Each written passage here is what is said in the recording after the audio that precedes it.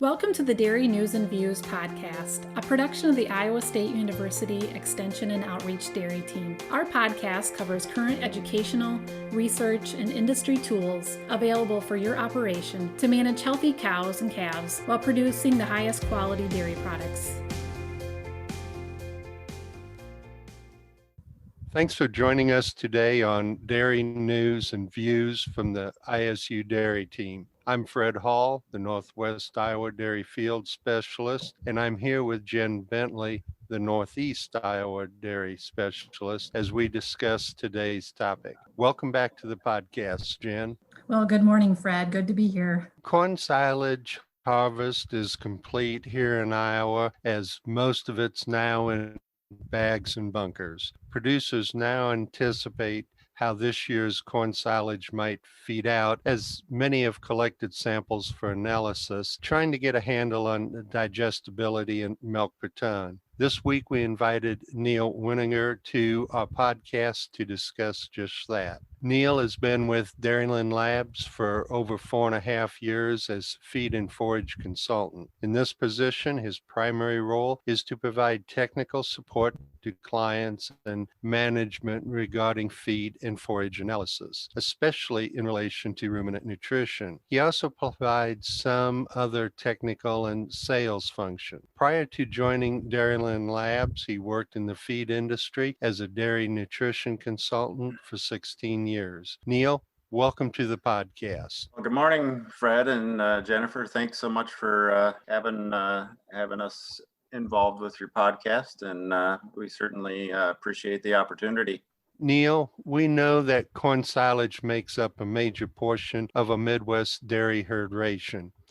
What are the main nutrient roles of corn silage? The biggies are the NDF and the starch, and certainly with the NDF or the fiber portion, the digestibility is a huge factor on how much energy you can potentially get out of that corn silage. So yeah, carbohydrates, whether that's starch and NDF, are the big components with your corn silage, and why it's such a potential large part of the diets is because of that carbohydrate fraction with all the potential energy from both starch and NDF.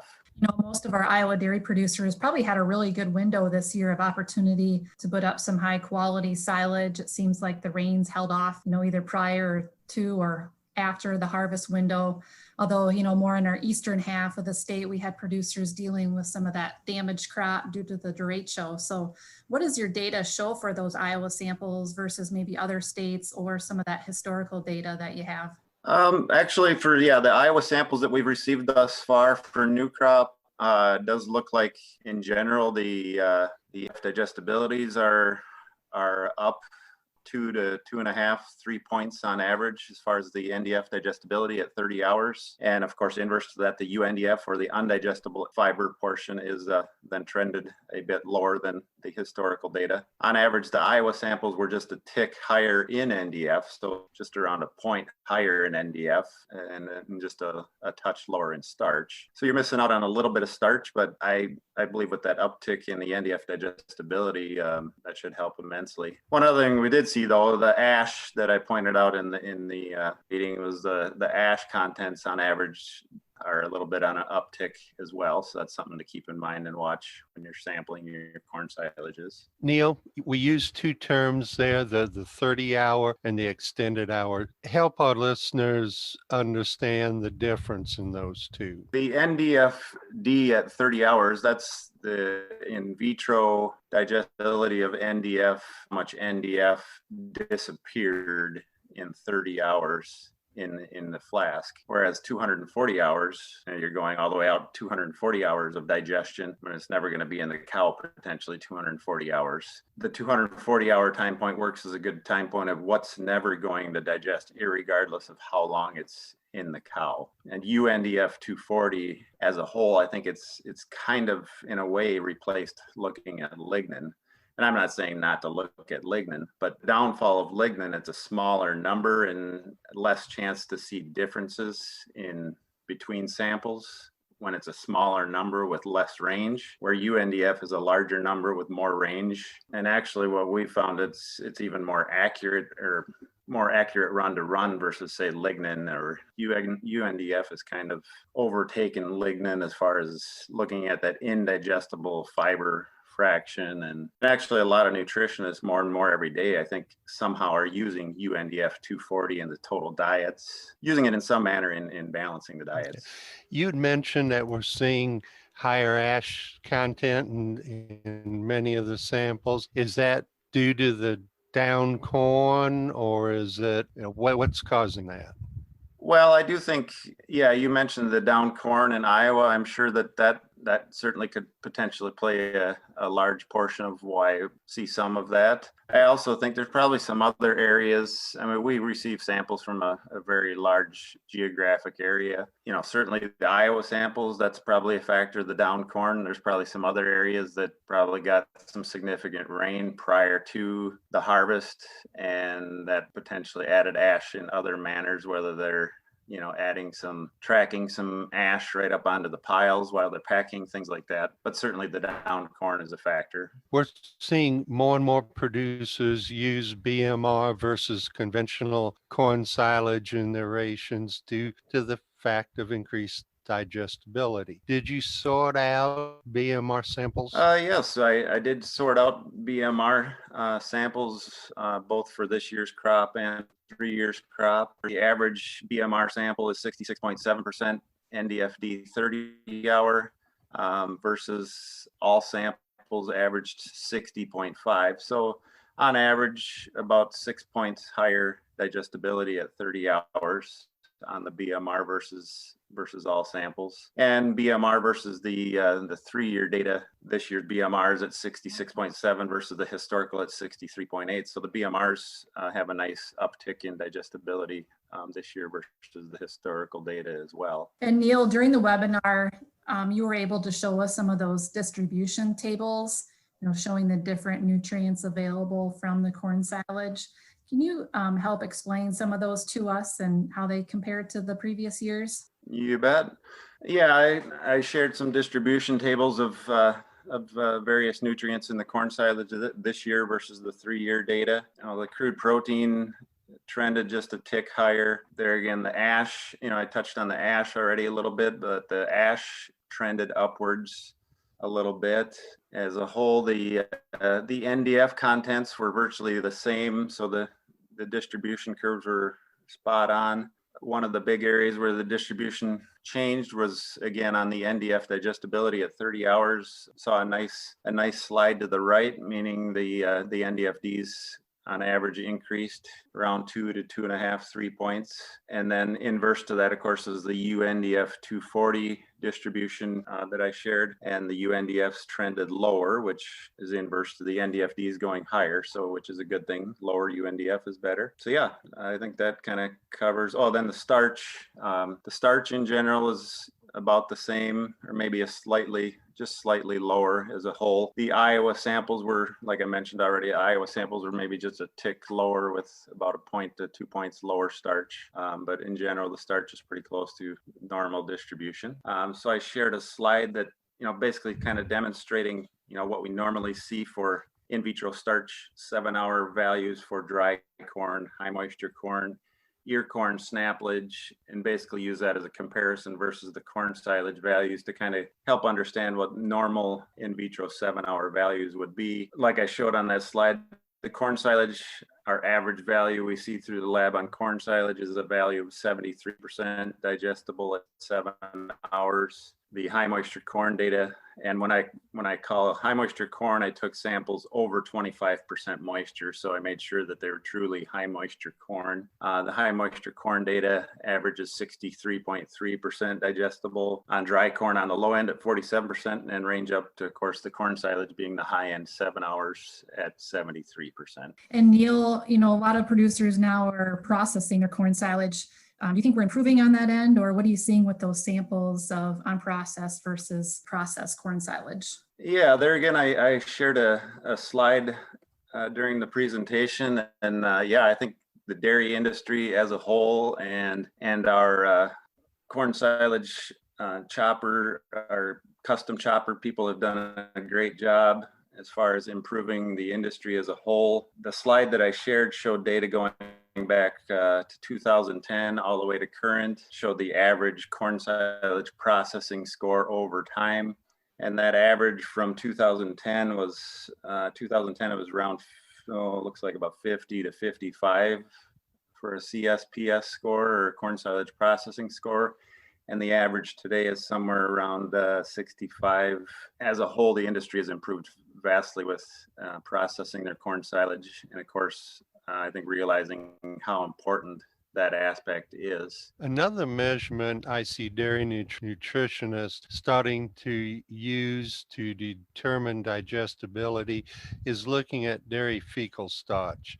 Explain that measurement. Well, that's essentially, nutritionists or farms taking fecal samples right from the cows and sending them to the lab. And then in the lab, we actually measure the amount of starch remaining in the manure. I mean, we've done it for a number of years, and I would say as a whole, we see more and more manure samples every year, whether that's for measuring for starch or other components in the manure, but certainly fecal starch is probably the number one manure analyte that we are measuring, just because obviously the starch component in the diet is so important to monitor to make sure that we're getting the most out of our starch sources that are going into the diet, because you don't want that corn to go back into the manure pit. Neal, you provided some great comments on, the samples that came in for corn silage.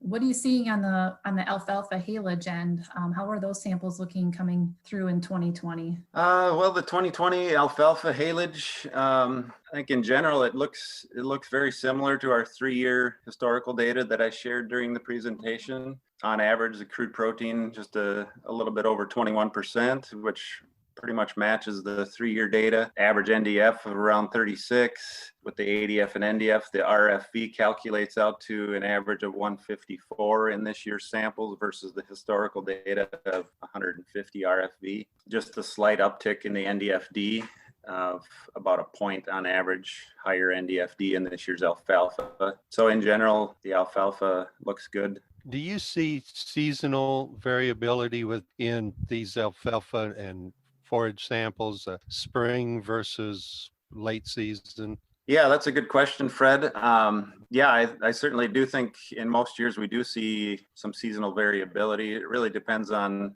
growing conditions, of course. But yeah, certainly in general, on average, the first crop tends to be a little higher NDF digestibility. It also tends to be a little higher in NDF typically, so you end up with a little lower RFV on your first crop in general, but your RFQ is probably higher because of the digestibility potentially being higher with the first crop growing during cooler conditions. And I do think this year's first crop, we finally had a year that in general, we had nicer growing conditions for that first crop, whereas previous years we had some Mother Nature challenges extending first crop and some challenges there. I also think we do tend to see some potentially higher digestibilities in some of the later cuttings. Get into the cooler growing conditions of early fall, tend to see higher digestibilities on some of those cuttings versus the midsummer cuttings. Sometimes when you get the extreme heats, then the digestibilities can be poorer. We're also seeing producers use cover crops more often now in their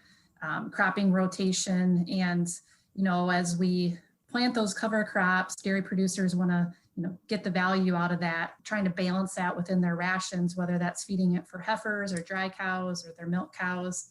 Are you seeing an increased amount of samples, those types of samples with the alfalfas or small grain silages? Yeah, Jen, I think that's a very good question as well. I definitely think year after year, we're tending to see more and more cover crop type samples coming in, whether that's, some kind of a winter forage like your winter rye or winter triticale or things like that. Also seems like we're seeing some more of the combination mixes with the Italian ryegrasses, sorghum sudan grasses, and things like that too, to give farmers some options to do either two cropping on something that they put a cover crop on and take the cover crop off and put something in like a sorghum sudan or something along those lines. And and be able to utilize maybe more manure on a crop like that versus an alfalfa crop. Certainly seeing more variability or more variation in different forage crops that are being utilized. That's for sure. You mentioned these cocktail mixes. And a lot of them have some really unusual components to them. Are you seeing any of these that are really offering opportunity as a feed source for producers? Yeah, I definitely think there's, it really depends on, each farm has their own, uniqueness to the land and how much acreage they have available for crops and things like that. I think it really depends on the farm, but I do think there's a place for potential for these types of crops where, with some of these cocktail mixes, we've seen some very nice feed and very high digestibilities. And so I certainly think there's a place for it. It's probably not on every farm. Is like I say, every scenario is different as far as cropping strategies and how many acres they have available to raise forage for their farm, and whether or not they have challenges with getting manure out on, because that's one of the challenges in you get the wet falls is getting manure out on, if you're relying on getting it all out on your corn ground. So that's one aspect I think it adds, is being able to utilize manure on some of those mid-season type of crops. Thanks for all the great information here today. And as we conclude, any last reflections from the current samples you've processed? Well, I guess there's not really anything that I can think of other than what we've kind of covered here. I think we kind of covered it pretty well. Like I say, on average, NDF digestibilities are looking a bit better this year. But of course, those are just averages. So there's still some low end samples where, like I mentioned, we cover a pretty broad area for geographic areas. And unfortunately, there are certain pockets that maybe didn't have the greatest luck with timing of everything. So, and which is kind of the reason for sampling your feeds, of course, to make sure you can maximize those feeds for the diet. In general, I think good news with greater NDFDs on average, but we'll go from there, I guess. As always, when I talk to producers, I tell them that you can't work with aeration unless you know and you've actually sampled and tested. So more tests are always better than no test or less tests. I do want to note that the webinar you presented this week will also be posted on our Extension Dairy Team website, and we'll include the link with this podcast for those listeners who want to see it and gain a more in-depth interpretation of the information. Thanks for being on this podcast today, Neal. Thank you. Thanks for the opportunity. Thanks for joining us today, and we look forward to visiting with you on the next Dairy News and Views from Iowa State University. This institution is an equal opportunity provider. For the full non-discrimination statement or combination inquiries, go to www.extension.iastate.edu/diversity/ext.